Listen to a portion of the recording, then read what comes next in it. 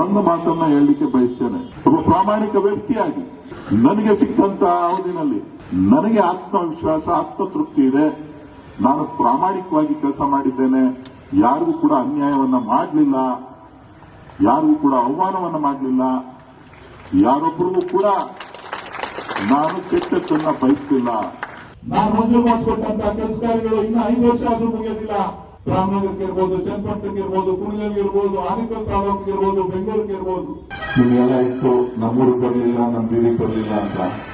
ನಿಮ್ ಬೀದಿಗೂ ಬರ್ತೀನಿ, ನಿಮ್ ಮನೆಗೂ ಬರ್ತೀನಿ, ನಿಮ್ ಊರಿಗೂ ಬರ್ತೀನಿ.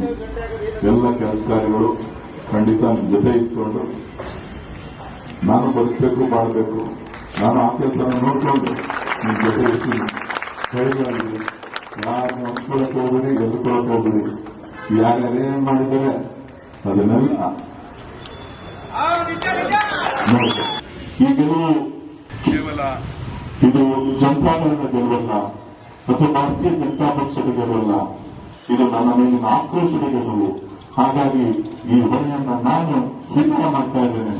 ಎಲ್ಲರಿಗೂ ಕೂಡ ನೆಮ್ಮದಿಯಿಂದ ಏರಿಯಾದಲ್ಲಿ ಪಕ್ಷ ಸಂಘಟನೆಯಲ್ಲಿ ಜನಸಾಮಾನ್ಯರಿಗೆ ಬೇಕಾದಂತಹ ಕೆಲಸ ಕಾರ್ಯಗಳನ್ನು ಮಾಡಿಕೊಂಡು ಮಾಡುವ ಮುಖಾಂತರ ಈ ಕ್ಷೇತ್ರದ, ಈ ತಾಲೂಕಿನ ಬಡವರ, ರೈತರ, ಕಲ್ಯಾಣ ಕ್ಷೇತ್ರದ ಅಭಿವೃದ್ಧಿ ವಿಚಾರದಲ್ಲಿ ನಾವು ನೀವೆಲ್ಲ ಸೇರಿ ಒಗ್ಗಟ್ಟಾಗಿ ಕೆಲಸ ಮಾಡೋಣ ಅಂತಕ್ಕಂಥ ಮಾತನ್ನು